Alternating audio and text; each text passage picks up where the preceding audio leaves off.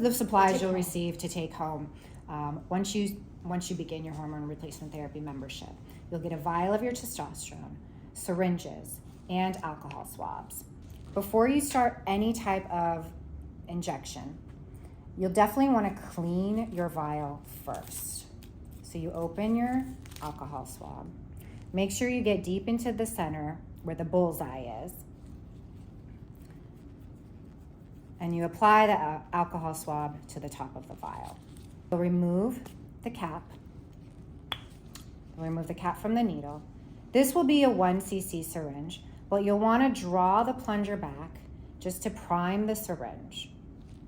Once that's done, you hold the vial upside down. Rest the syringe against the pinky side of your palm or the hypothenar eminence. At that point, you'll want to find the middle of the bullseye, place the needle directly into the middle, and push into the syringe. At this point, whatever dosage your prescriber has recommended, pull the plunger back to that dosage. For example, today we'll do 0.3 mils. 0.3 is going to be at the 30 hash mark. If your prescriber recommends 0.35, you pull to the 35 hash mark. You inject the same amount of air that you need for your dose into the vial to create a vacuum. Once it's in, you pull the plunger back. And because this is a viscous solution, it's going to take a little bit longer to draw with an insulin syringe. So take your time, do your meditation, take a few breaths.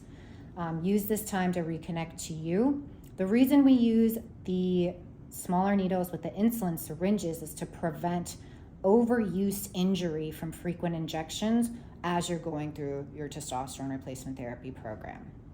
Tips on how you can get this viscous fluid deeper into your syringe. You can hold the vial at a 45-degree angle rather than 90. You hold it at 45 just to allow some of that to come through.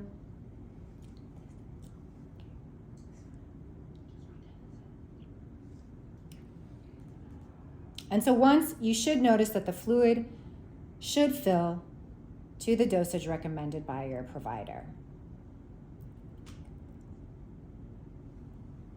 Once the dosage is filled, you remove the needle from the vial.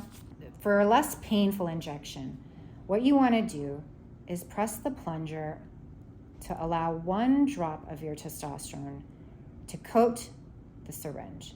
Or that way the needle will enter the injection site more readily and be less painful. So typically, there are 3 injection site locations for your testosterone. Today, we'll be focusing on the outer thigh, or the vastus lateralis, but other locations that you can inject, the upper outer glute and the lateral deltoid. You want to look at the top of the thigh, draw a midline down the middle. You never want to inject towards the inner thigh. That's where the femoral artery, femoral nerve are. You don't ever want to inject into an artery. So you're going to draw an imaginary line down the top of your thigh, and at the 9 o'clock, between the 9 o'clock and 12 o'clock position is where you want to inject. So it's going to be right here, which is the safe zone.